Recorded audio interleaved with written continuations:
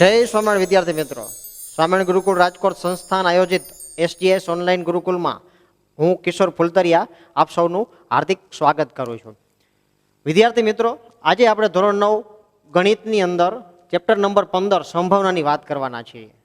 સંભાવનામાં સૌપ્રથમ આપણે એમાં આવતા જુદા જુદા પદ, સૂત્રો એની ચર્ચા કરીશું. આ જ ચેપ્ટર છે એ ધોરણ 10ની અંદર 15 નંબરનું ચેપ્ટર આવે છે સંભાવના. એટલે જો ધોરણ 9ની અંદર સંભાવના પ્રોપર તૈયાર કરી લેવામાં આવે તો 10મામાં આપણે અત્યારથી જ એક ચેપ્ટર પૂરું થઈ જાય. તો મિત્રો, અહીંયા સંભાવનાની ચર્ચા કરતા પહેલા હું અમુક ઉદાહરણો મેં અહીંયા લખેલા છે. આ જે વરસાદ આવવાની સંભાવના છે તે પરીક્ષામાં પાસ થશે તેની મને શંકા છે. પેટ્રોલના ભાવ વધે તેવી શક્યતા વધારે છે. આજની મેચમાં ભારત ટોસ જીતે તેવી શક્યતા 50-50 છે. અહીંયા જે આવતા પદો છે મિત્રો, એની અંદર જુઓ તમે, ઉદાહરણની અંદર સંભાવના, શંકા, શક્યતા, અહીં પણ શક્યતા, પછી ઘણી વખત એવો પણ શબ્દ આવે તક, મોટા ભાગે. આવા જે શબ્દો છે એ શું દર્શાવે છે? તો એ અચોક્કસતાના પરિણામ દર્શાવે છે. અચોક્કસતા. આવા પદો છે એનું માપ મેળવવાની રીત એટલે સંભાવના. તો અહીંયા જે પદો છે એ અચોક્કસતાના માપ દર્શાવે છે. તો એ પદોનું માપ આપણે કઈ રીતે શોધી શકાય એની અહીંયા વાત કરવાના છીએ. મિત્રો, એક બીજું ઉદાહરણ લઈ લઈએ કે જો અહીંયા આપણે વાત કરી વરસાદ આવવાની સંભાવના છે. આજે વરસાદ આવવાની સંભાવના છે. આ સ્ટેટમેન્ટ આપણે જ્યારે બોલીએ છીએ ત્યારે વ્યક્તિના મગજમાં ભૂતકાળના જે અનુભવો છે એની ઉપરથી આ સ્ટેટમેન્ટ, આ વિધાન છે એ બોલાય છે. તો અહીંયા જે સંભાવના, શંકા, શક્યતા, તક, મોટા ભાગે એ જે અચોક્કસતાના પરિણામ છે એના માપ મેળવવાની જે પદ્ધતિ છે એ સંભાવના શાસ્ત્રમાંથી આપને પ્રાપ્ત થાય છે. શરૂઆતમાં સંભાવના શાસ્ત્રનો ઉપયોગ છે એ રમતગમતમાં થતો. ત્યારબાદ એનો ઉપયોગ, સંભાવના શાસ્ત્રનો ઉપયોગ છે એ જીવ વિજ્ઞાન, ભૌતિક વિજ્ઞાન, તબીબી વિજ્ઞાન, હવામાન ખાતા વગેરેની અંદર આ સંભાવના શાસ્ત્રનો ઉપયોગ આજે પૂરતા પ્રમાણમાં કરવામાં આવે છે. તો વિદ્યાર્થી મિત્રો, સંભાવનાની તમને હવે આછી પરખ ખ્યાલ આવી ગયો હશે. આપણે સંભાવનાની અંદર જુદા જુદા જે પદ છે એની આપણે વાત કરવાના છીએ. એમાં જે સૌપ્રથમ પ્રયત્ન કે પ્રયોગની આપણે વાત કરીએ છીએ. આમ તો એને યાદચ્છિક પ્રયોગ કહેવાય, રેન્ડમ એક્સપેરિમેન્ટ. પણ અહીંયા આપણે પ્રયત્ન એવો શબ્દ ધોરણ 9માં આવે છે. આગળ જશો એટલે યાદચ્છિક પ્રયોગ એવો શબ્દ આવશે. તો શું છે પ્રયોગ, પ્રયત્ન? તો યાદચ્છિક પ્રયોગ કોને કહેવાય? તો મિત્રો, જે પ્રયોગના પરિણામો અગાઉથી આપણે જાણીએ છીએ છતાં પ્રયોગને અંતે કયું ચોક્કસ પરિણામ મળશે એ ખબર નથી, તો એવા પ્રયોગને યાદચ્છિક પ્રયોગ કહે છે. પરિણામ આપને ખ્યાલ છે છતાંય પ્રયોગ પૂરો થયે કયું પરિણામ મળશે એ ખ્યાલ નથી, તો એવા પ્રયોગને કહેવાય યાદચ્છિક પ્રયોગ. હવે એના ઉદાહરણની જો વાત કરીએ તો દાખલા તરીકે સિક્કો ઉછાળવાનો પ્રયોગ છે.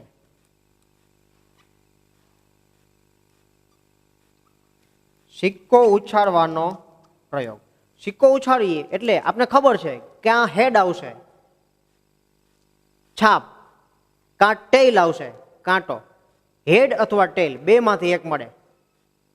પણ પ્રયોગ પૂરો થાય પછી કયું ચોક્કસ પરિણામ મળશે એનું અગાઉથી આપણે કહી શકતા નથી. એટલો ખ્યાલ છે કે એના પરિણામ બેમાંથી એક આવશે, H or T. જો અગાઉથી ખ્યાલ હોય તો વિરાટ કોહલી છે એ ક્યારે પણ ટોસ હારે જ નહીં. હંમેશા ભારત જ, વિરાટ કોહલી જ ટોસ જીતે. એટલે આવા પરિણામો, આવા પ્રયોગને યાદચ્છિક પ્રયોગ કહે છે કે જેમાં પરિણામ આપણે અગાઉ જાણીએ છીએ છતાં પ્રયોગ પૂરો થયે કયું પરિણામ મળશે એ ખબર નથી. પ્રયત્ન પણ કહેવાય. પ્રયત્ન એટલે કે જેમાં એકથી વધારે પરિણામો મળે, એક અથવા એકથી વધારે પરિણામો મળે એવી ક્રિયા એને પ્રયત્ન. એ પ્રકારની વ્યાખ્યા અહીંયા 9મા ધોરણ માટે અત્યારે આવે છે. નિદર્શાવકાશ આ પણ શબ્દ 9મા ધોરણનો નથી, આગળ જતા એનો અભ્યાસ આપણે કરવાના છે. તો નિદર્શાવકાશ માની લ્યો કે શબ્દ આપણી માટે મહત્વનો નથી. આ જે પ્રયત્ન છે એ પ્રયત્નના કુલ પરિણામો, કોઈ પણ પ્રયત્ન પ્રયોગ હોય એના કુલ પરિણામો એને કહેવાય નિદર્શાવકાશ. કુલ પરિણામોનો સમૂહ. કુલ પરિણામો જે આપને ખ્યાલ આવી જાય તો સંભાવનાના દાખલાઓ ગણવામાં એકદમ સરળતા થઈ જાય. પછી છે ઘટના. આની આપણે નિદર્શાવકાશની હમણાં જ વાત કરવાના છીએ. ઘટના. ઘટના કોને કહેવાય? તો પ્રયોગ હોય એના અમુક પરિણામોનું એકત્રીકરણ. અમુક પરિણામો આપણે ભેગા કરીએ. અમુક કુલ પરિણામો એ નિદર્શાવકાશ ગણાય, પણ એમાંથી અમુક પરિણામો જો લઈ લેવામાં આવે તો એને કહેવાય ઘટના. તો પ્રયોગના અમુક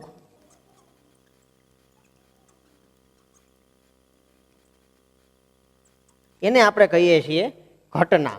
તો હવે આ બધા ત્રણેય પદો વિશે છે આપણે વાત કરવાની છે. પ્રયોગની જે ઘટના છે મિત્ર એને capital A, capital B, capital C, capital D વગેરે વડે છે એ દર્શાવવામાં આવે છે. તો અહીંયા મારે જે સૌથી અગત્યની વાત કરવાની છે નિદર્શાવકાશની કુલ પરિણામોનો જે સમૂહ છે એની જે વાત કરવી છે એ બહુ અગત્યની વાત છે. આખા સંભાવના ચેપ્ટરનું હાર્ટ છે નિદર્શાવકાશ. જો નિદર્શાવકાશ વિશે વિદ્યાર્થીને આવી જાય કે આ પ્રયોગ છે નિદર્શાવકાશ, આ પ્રયોગ છે એનો નિદર્શાવકાશ પહેલો છે, તો એના બધા દાખલા ધોરણ 9, 10 બંનેના દાખલાઓ થઈ જાય. તો નિદર્શાવકાશ એવો શબ્દ આવતો નથી, પરંતુ મિત્ર અહીંયા આપણે આગળના ધોરણમાંથી આ શબ્દ લીધો છે. અહીંયા માત્ર એટલું જ તમારે આવે છે કે કુલ પરિણામો એને આપણે નિદર્શાવકાશ સમજીએ. તો જુદા જુદા પ્રયોગો છે એમાં જે હું પહેલો પ્રયોગ લઉં છું, સિક્કો ઉછાળવાનો પ્રયોગ. તો આ સિક્કો ઉછાળવાનો જે પ્રયોગ છે એનો જે નિદર્શાવકાશ છે એટલે શક્ય તમામ પરિણામો છે એ લઈ લેવાના, એ નિદર્શાવકાશ કહેવાય. તો શક્ય તમામ પરિણામો હું લઈ લઉં છું. સિક્કો ઉછાળીએ કાં H મળશે કાં T મળશે, આ બે જ પરિણામ મળે. પછી બે સિક્કાને સાથે ઉછાળીએ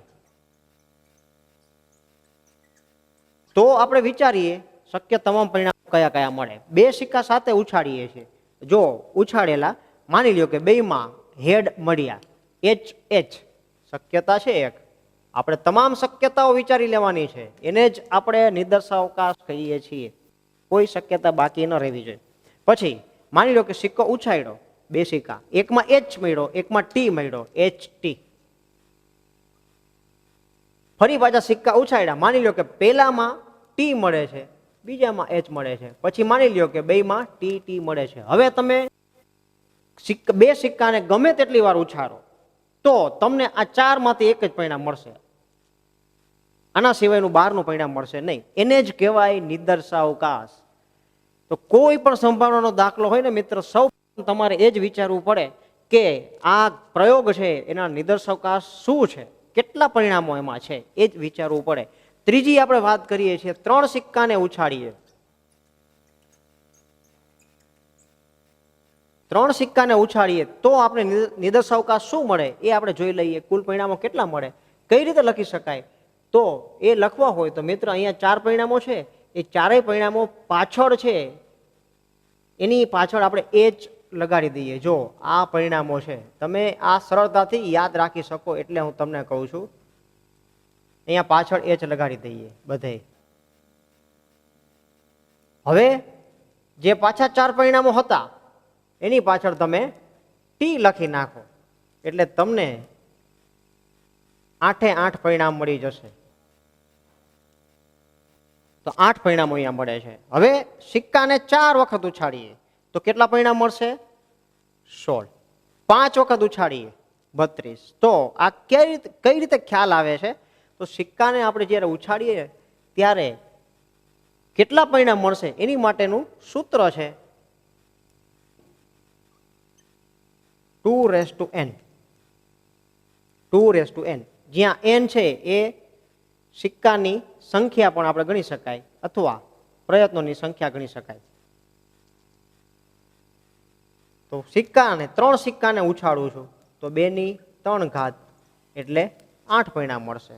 4 સિક્કાઓને આપણે ઉછાળીએ છીએ તો 2 ની 4 ઘાત.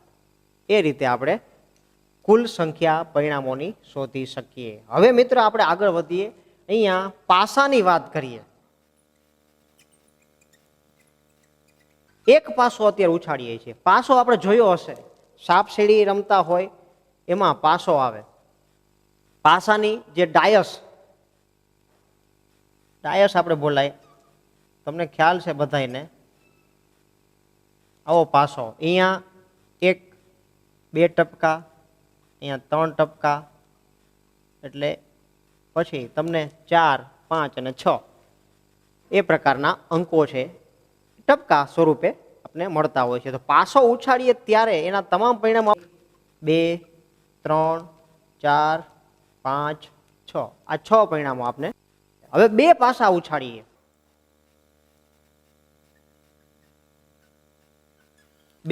ઉછાળીએ, તો એમાં કયા કયા પરિણામો મળી શકે, કેટલા મળી શકે એની આપણે વાત કરીએ. તો માની લ્યો કે પેલા પાસાની ઉપર 1 આવે છે, બીજા પાસા ઉપર 1 આવે છે માની લઈએ.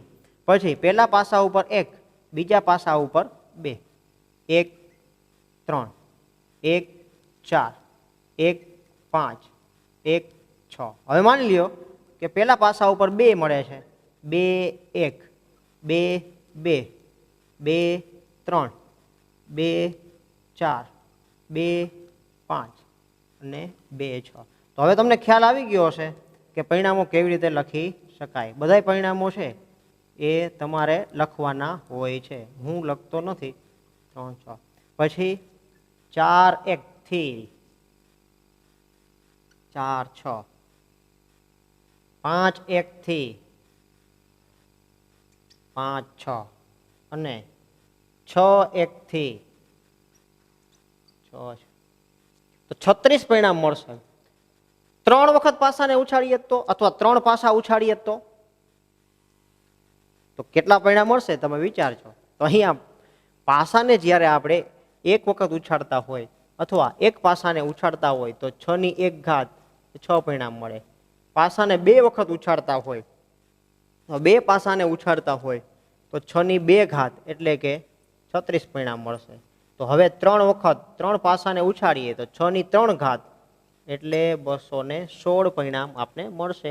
ટૂંકો એ 216 પરિણામ લખવાના ન હોય મિત્ર, ખાલી સંખ્યા આપણે પૂછે 1 માર્કમાં કે પાસાને 3 પાસાને ઉછાળતા મળતા પરિણામની સંખ્યા ખાલી જગ્યા છે કેટલી થશે, એવો પ્રશ્ન છે તમને પૂછી શકાય. તો અહીંયા મેં જુદા જુદા પ્રયોગો છે એના નિદર્શકાશ લખેલા છે. પ્રયોગો ઘણા બધા હોઈ શકે, હજી પણ બાકીના પ્રયોગો છે. આપણે એક માની લઈએ કે તાસની રમત છે. તાસ એટલે આપણે ખબર છે ને, પત્તાની રમત જે આપણે 7મ 8મે રમીએ છીએ એ પત્તાની રમત. 52 પત્તા હોય, પત્તાની રમત લગભગ બધા જાણતા હશે. એ પત્તાની અંદર 52 પત્તાની અંદર જુદા જુદા રંગના, જુદા જુદા એટલે 2 રંગના પત્તા હોય. જો રંગ શબ્દ વાપરું છું, બરાબર, એક લાલ રંગના પત્તા, લાલ રંગ, અને બીજું કાળા રંગના પત્તા. પેલા અહીંયા રંગ શબ્દ છે એની ઉપર તમે ફોકસ કરજો. તો લાલ રંગના છે એ આપણી પાસે 26 પત્તા હોય છે, 26, અને કાળા રંગના પણ 26 પત્તા હોય છે. હવે લાલ રંગની અંદર 2 પ્રકારના ભાતવાળા પત્તા હોય. એક જેને આપણે કહીએ છીએ ખાલી લાલ, અને બીજું કહીએ છીએ ચરકટ. અહીંયા જો આ પ્રકારનું હોય, આ લાલનું પત્તું ગણાય, અને ચરકટ આ ચરકટનું પત્તું છે. હવે કાળા રંગના પત્તાની અંદર મિત્ર 2 પ્રકારની ભાત હોય. એમાં એક કાળી ખાલી બોલાય છે, કાળીનું પત્તું, અને બીજું છે ફલ્લી, ઘણા ફુલ્લી પણ કહે છે, ફુલ્લી અથવા ફલ્લી. આ 2 પ્રકારની ભાત છે. અહીંયા મારી પાસે કાળો રંગ નથી, પણ અહીંયા જુઓ તમે, આ જોયું હશે, આને કાળીનું પત્તું ગણાય, અને આ છે ફૂલીનું પત્તું. તો અહીંયા લાલના પત્તા 13 હશે, ચરકટના પત્તા 13 હશે, કાળીના પત્તા 13 હશે અને ફૂલીના પત્તા 13 હશે. ટોટલ 52 પત્તા તાશની રમતમાં હોય છે. હવે એ 52 પત્તામાંથી એ પણ તમારે ધ્યાન રાખવું પડે કે મુખ મુદ્રાવાળા પત્તા કેટલા હોય. મુખ મુદ્રા એટલે શું છે કે આપણે એને ચિત્રવાળું પત્તું કહીએ છીએ. શબ્દ નવો છે, ચિત્રવાળું. ફેસ ડાયાગ્રામ દોરેલું હોય, તમને ખબર છે ને, ગુલામ જે લખેલો હોય, ક્વીન રાણી આપણે જે કહીએ છીએ, અને કિંગ કે એ છે એ પત્તામાં શું હોય કે એની આકૃતિ, મોઢાની આકૃતિ દોરેલી હોય એટલે એને મુખ મુદ્રા પત્તા કહેવાય અથવા ફેસ ડાયાગ્રામ વાળા ચિત્રવાળા પત્તા કહેવાય. એવા પત્તા કેટલા હશે તમને ખ્યાલ છે? બધાને ખ્યાલ છે. તો ગુલામ, રાણી અને રાજા એવા લાલના 3 પત્તા હશે, પછી ચરકટમાંય 3 હશે, કાળીમાંય 3 હશે અને ફૂલીમાંય 3 હશે. એનો મતલબ એવો થઈ ગયો કે 4 કિંગ હોય, 4 રાજા, એક લાલનો રાજા, એક ચરકટનો, એક કાળીનો, એક ફૂલીનો. 4 રાણીઓ હોય, એક લાલની રાણી, ચરકટની રાણી, કાળીની રાણી અને ફૂલીની રાણી. અને 4 છે ગુલામ હોય, લાલનો ગુલામ, ચરકટનો, કાળીનો અને ફૂલીનો. એટલે 4 તેરી 12. ટોટલ મુખ મુદ્રાવાળા પત્તા કેટલા હશે? 12. તો હવે તમને ખ્યાલ આવી જાય મુખ મુદ્રા વગરના પત્તા કેટલા થશે? મુખ મુદ્રા વગરના તો તમે કહી શકો 52 માંથી આ 12 બાદ કરી નાખો એટલે 40 પત્તા છે એ મુખ મુદ્રા વગરના. એમાં કયા પત્તા સમાવેશ થાય એ પણ આપણે ખબર પડે છે. એકો, બગી, ત્રગી, 4, 5, 6, 7, 8, 9, 10 સુધી એ 10 પત્તા એવા હોય એ મુખ મુદ્રા વગરના. એ એકમાં લાલમાં, પછી ચરકટમાં એવા 10 પત્તા હશે, કાળીમાં 10 હશે અને ફૂલીમાં. તો આ આખી પત્તાની તાશની રમત તમારી સામે છે અને આનો ઉપયોગ કરીને આપણે દાખલા ગણવાના છીએ. મિત્રો હવે બીજા નિદર્શાવકાશ ઘણા બધા હોઈ શકે, આપણે બધાની વાત અત્યારે નથી કરવી, દાખલા આવશે ત્યારે પણ એની વાત કરીશું. પણ અમુક જે વ્યાખ્યાઓ છે સંભાવનાની અંદર એની હું તમને વાત કરી દઉં છું. તો સૌ પ્રથમ છે સંભાવનાનું જે સૂત્ર આવે છે, સંભાવનાનું સૂત્ર. એ સૂત્ર શું છે? માની લ્યો કે ઈ કોઈ ઘટના છે, ઈ ફોર ઇવેન્ટ છે. હવે અહીંયા આપણે વાત કરી દીધી છે ઘટના કોને કહેવાય. ઘટના એટલે શું કે આ નિદર્શાવકાશ છે એમાંથી અમુક પરિણામો આપણે લઈ લઈએ તો એને ઘટના કહેવાય. દાખલા તરીકે ફરી એકવાર વાત કરતો, 2 સિક્કાને ઉછાળીએ છીએ તો 2 સિક્કાને ઉછાળતા કુલ 4 પરિણામ આપણે મળે છે. 4 પરિણામમાંથી હું એમ કહું કે સમાન પરિણામ મળે તે ઘટના, તો એની અંદર 2 જ પરિણામ આવશે. 2 સિક્કાને ઉછાળતા બંને પરિણામો સમાન હોય તે ઘટના, તો એમાં 2 જ પરિણામ મળશે. કયા કયા આવશે?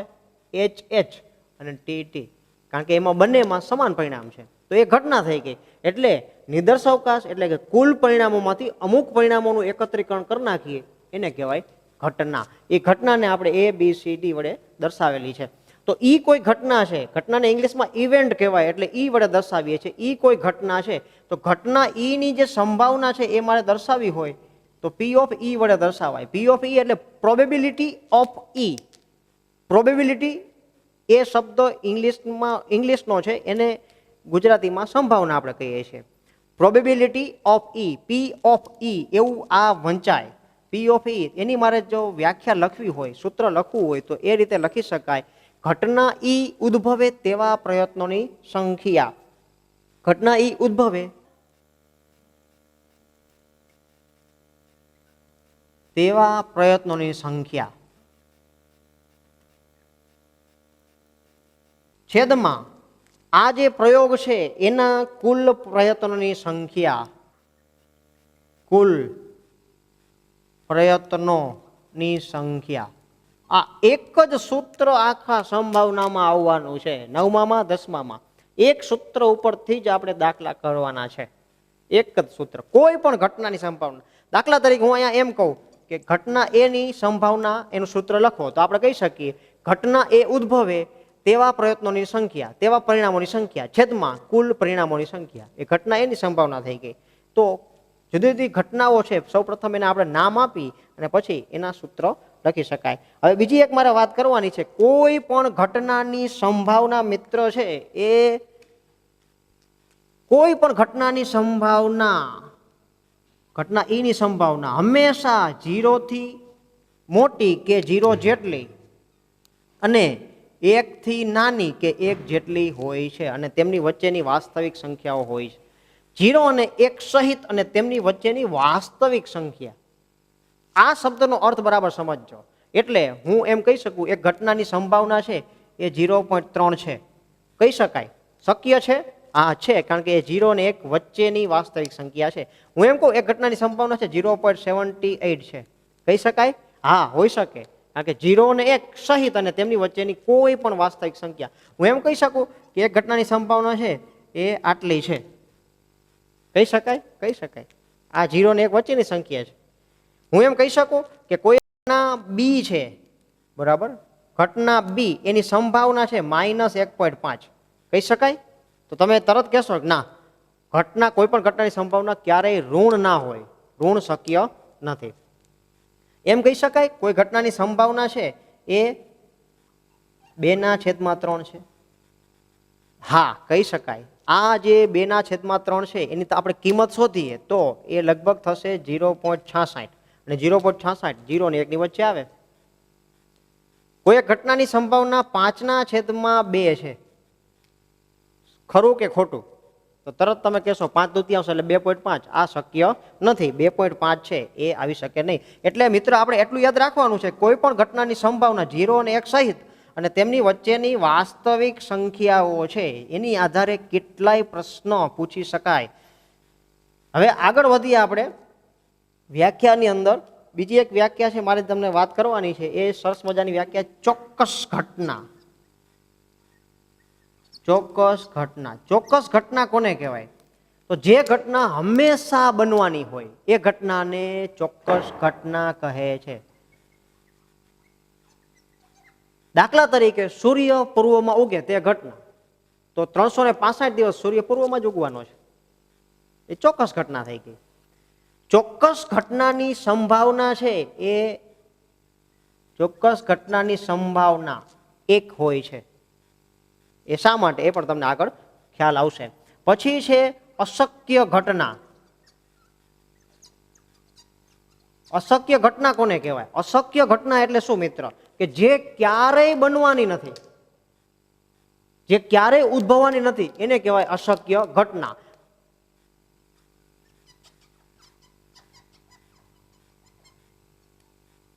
મિત્રો એ અશક્ય ઘટનાની સંભાવના છે એ થશે 0,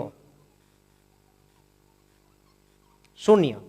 જે ક્યારેય ઉદ્ભવવાની નથી, ક્યારેય બનવાની નથી, એની સંભાવના છે એ 0 થશે. શા માટે એની આપણે પછી વાત કરવાના છીએ. મિત્રો બીજી એક જે ઘટનાની જે વાત છે, પ્રાથમિક ઘટના.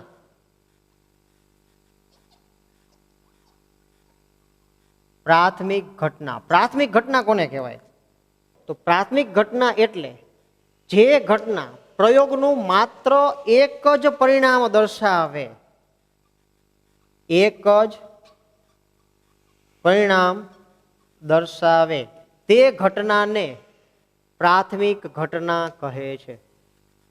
પ્રાથમિક ઘટના છે એની સંભાવનાનો સરવાળો આપણે કરીએ, પ્રયોગની તમામ પ્રાથમિક ઘટનાની સંભાવનાનો સરવાળો 1 થાય છે. પ્રયોગની તમામ પ્રાથમિક ઘટનાઓની સંભાવનાનો સરવાળો છે 1 થાય. એવું તમને એક ઉદાહરણ પણ આપેલું છે, લગભગ એ ઉદાહરણ છે મારા ખ્યાલ મુજબ ઉદાહરણ નંબર 3 છે. ઉદાહરણ નંબર 3 જોશો તો એમાં પ્રયોગની તમામ પ્રાથમિક ઘટનાઓ છે એની સંભાવનાનો સરવાળો કરેલો છે અને એ 1 જેટલો થાય છે. એ તમે ઉદાહરણ છે એ જોઈ લેજો એટલે તમને ખ્યાલ આવશે. પ્રાથમિક ઘટના એટલે એક જ પરિણામ દર્શાવતી ઘટના, પણ તમામ પ્રાથમિક ઘટનાઓની સંભાવનાનો સરવાળો 1 થાય એવું આ ઉદાહરણ તમારે અત્યારે જ ટેક્સ્ટબુક ખોલીને જોવાનું છે. અહીંયા વિદ્યાર્થી મિત્રો આપણે સંભાવનામાં આવતા તમામ પદની વાત કરતી હતી. આ જે તમામ પદ, ખાસ તો નિદર્શાવકાશ છે, એ જ સંભાવનાની દાખલો ગણવામાં બહુ મહત્વ ધરાવે છે. નિદર્શાવકાશ છે એની મદદથી જ આપણે તમામ દાખલાઓ છે એ કરવાના છીએ. તો અહીંયા આપણે સંભાવનાની થિયરી છે એ સમાપ્ત કરીએ છીએ. જય સ્વામિનારાયણ. દરેક વિદ્યાર્થી મિત્રો SGS ઓનલાઈન ગુરુકુલમાં જોડાયા એ બદલ સૌ કોઈનો ખૂબ ખૂબ આભાર.